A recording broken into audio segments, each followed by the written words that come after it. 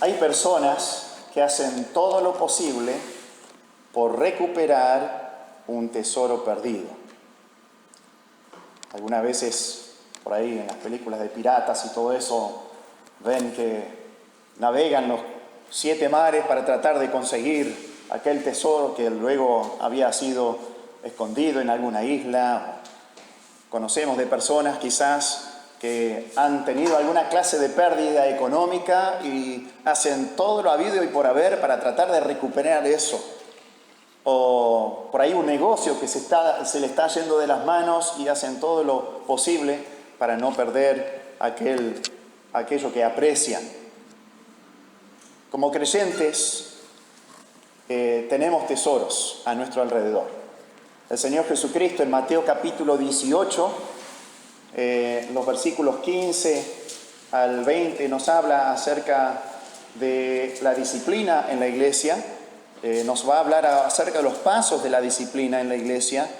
Y en el versículo 15 nos dice: si te oyere, has ganado a tu hermano. Esa palabra ganado tiene que ver con una palabra monetaria.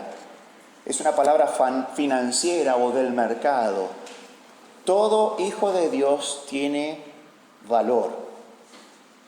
Y cuando se pierden en el mundo, la iglesia experimenta una pérdida.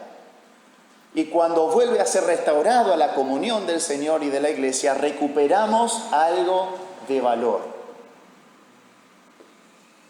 Cada uno de nosotros somos animados, ayudados, apoyados, exhortados, muchas veces hasta suplen necesidades de alguna clase, de alguna índole, por otros hermanos en Cristo. Y cuando no están, cuando están perdidos en el mundo, cuando se han alejado del Señor, de la comunión del Señor, cada uno experimentamos una pérdida personal. Y Cristo nos está enseñando que debemos hacer todo lo necesario para poder recuperar ese tesoro perdido. Me gustaría leer Mateo capítulo 18, versículos 15. Vamos a leer hasta el versículo 17. Dice así: por tanto, si tu hermano peca contra ti, ve y repréndele estando tú y él solos. Si te oyere, has ganado a tu hermano. Mas si no te oyere, toma aún contigo a 1 o 2, para que en boca de 2 o 3 testigos conste toda palabra. Si no los oyere a ellos, dilo a la iglesia, y si no oye a la iglesia, tenle por gentil y publicano. Vamos a orar. Padre Celestial, al abordar este pasaje, danos sabiduría. Ilumínanos con tu Espíritu Santo para poder comprender las verdades que están aquí, para que en nuestra vida podamos hacer todo lo necesario individualmente y como iglesia para recuperar aquellos tesoros que hemos perdido, hermanos que se han ido al mundo, para que podamos ganarlos nuevamente para ti. Te damos gracias, Padre Celestial, por esta red de contención que tú has creado para la iglesia, para que ninguno de nosotros caiga entre las ranuras o caiga al precipicio del mundo y destruya nuestra vida, sino que podamos ser recuperados para ti. Sabemos que no es la voluntad que ninguno perezca, sino que todos vengamos al arrepentimiento. El Señor Jesucristo vino a este mundo para salvar lo que se había perdido. Y ayúdanos, en primer lugar, a no perdernos en este mundo, y también ayúdanos a poder recuperar aquello que se está perdiendo. Guíanos, danos de tu gracia para aplicar estas cosas a nuestra vida. En el nombre de Cristo Jesús. Amén. Tenemos entonces aquí el Señor Jesucristo que continúa enseñando y sigue enseñando. Lo estamos tomando de a poquito, podríamos decir, cortándolo en pedacitos digeribles para comprender esta responsabilidad. Porque este pasaje, este principio, estas enseñanzas no son muy a menudo practicadas en las iglesias locales.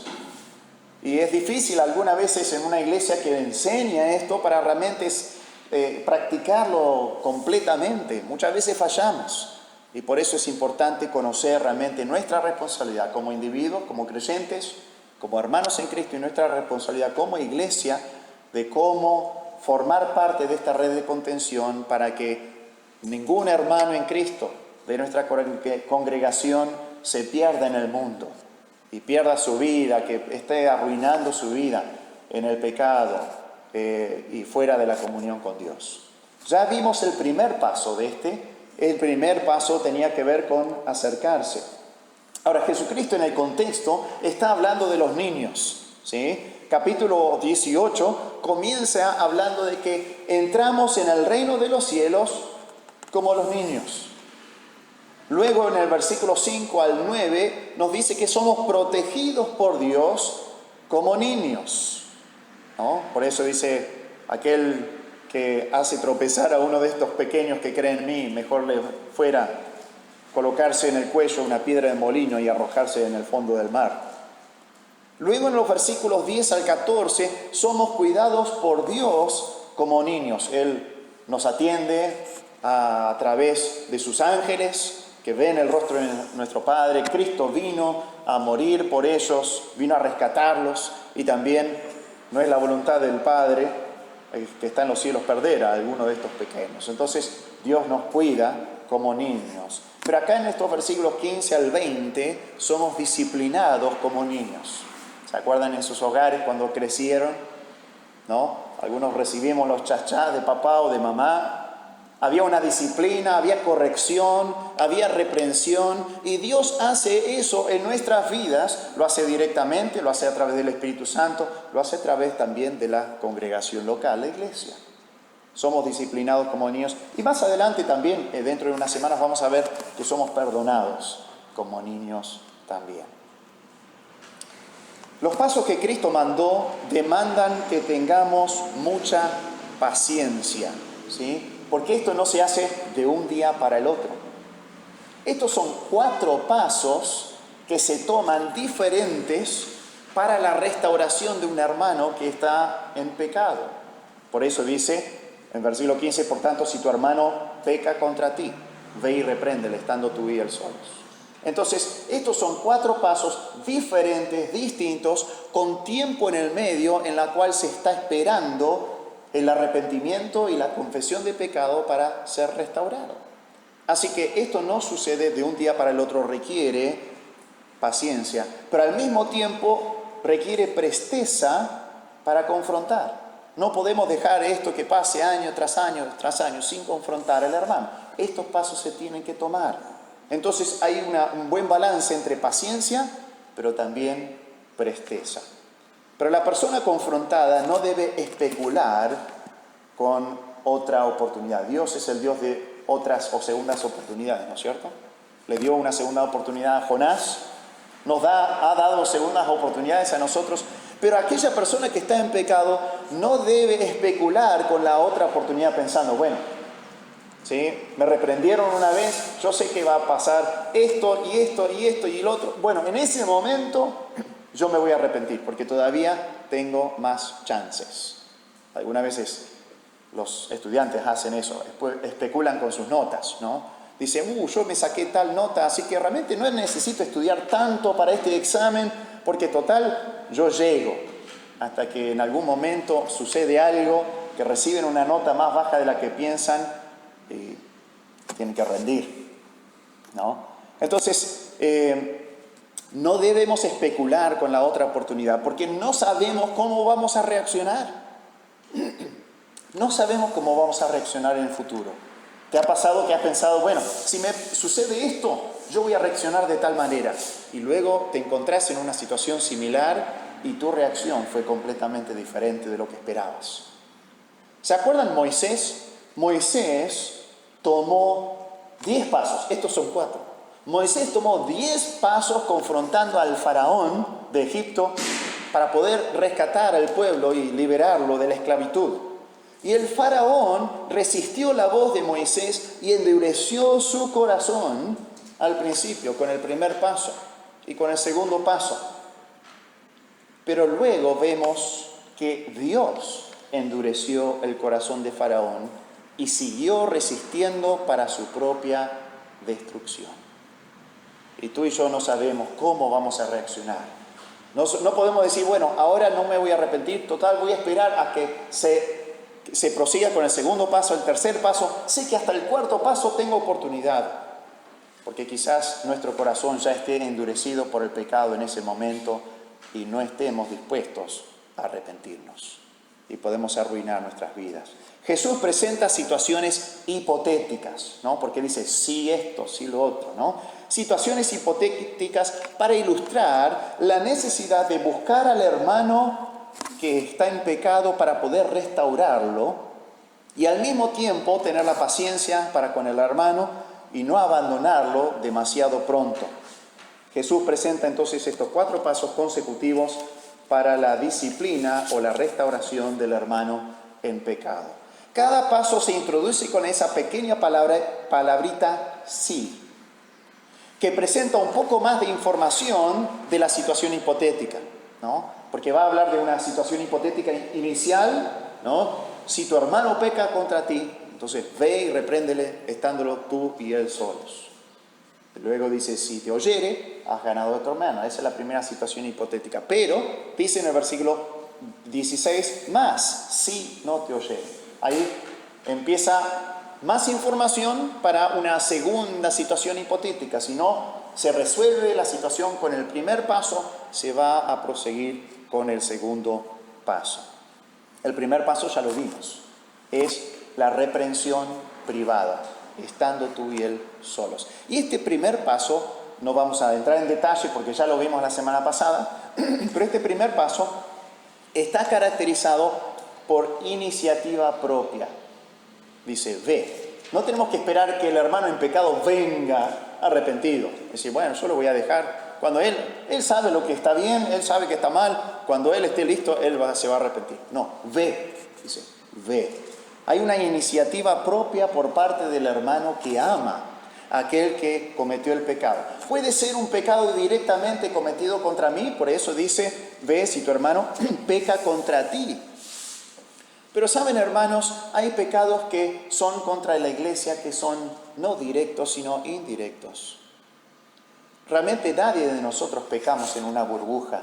Todo nuestro pecado, a pesar de que por ahí no pecamos de una manera directa, ¿sí? Podemos pecar de una manera indirecta. Un ejemplo, algunos han escuchado acerca del pastor MacArthur. En la iglesia, hace años, en la iglesia del pastor MacArthur, había un abogado que estaba invitando a un compañero abogado, ¿no?, a la iglesia.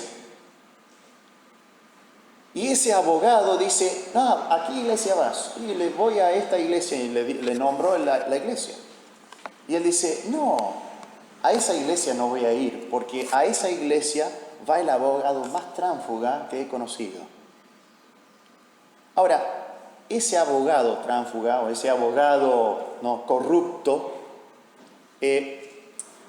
no hizo nada en contra de los hermanos de la congregación. No hizo nada en contra del pastor MacArthur. Pero por lo que él hizo en la corte o en las situaciones de su trabajo, había dejado un mal gusto, un mal testimonio a la iglesia e indirectamente los afectó su pecado. Entonces no importa si pecaron directamente contra mí o si pecaron indirectamente, tengo la responsabilidad de ir y confrontar. Ve, iniciativa propia, pero también autoridad bíblica. Eso ya lo vimos. No reprendemos por mi opinión o mis gustos, reprendemos con la palabra de Dios. Cuando hay una desobediencia, un pecado es errar el blanco de Dios. No estamos hablando pecado, es pensar de una manera diferente que yo, ¿sí?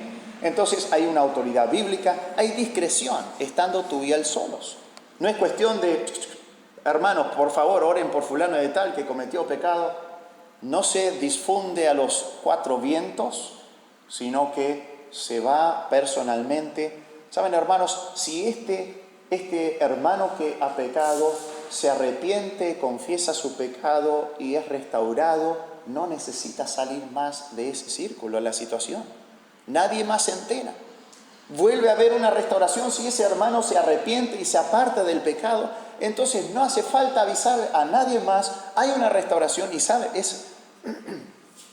esos 2 hermanos, el que pecó, el que lo confrontó, va a haber una unión, un amor especial, un aprecio, porque el hermano que confrontó al otro mostró un amor incondicional, que está arriesgando, ¿no? Está arriesgándose para ayudar al otro hermano para que no se crea ningún escándalo. Y entonces eso es un gran ministerio. Discreción, también hay expectativa, porque dice, si te oyere, has ganado al hermano. O sea, la expectativa es que haya restauración. Ese es el propósito de la disciplina. El propósito de la disciplina no es echar al hermano, no es juzgar al hermano, no es condenar al hermano. Esta expectativa se encuentra también en cada uno de los pasos siguientes, a pesar de que Jesús no utiliza las palabras, has ganado a tu hermano. Pero la idea, bueno, si es que escuchan a los 2 o 3, has ganado a tu hermano. Si escucha a la iglesia, has ganado a tu hermano. ¿Sí? En cada uno de estos pasos hay una expectativa de arrepentimiento y de restauración. La idea después de cada paso tomado es, si los oyere, han ganado a su hermano. Han rescatado ese tesoro importante que se estaba perdiendo.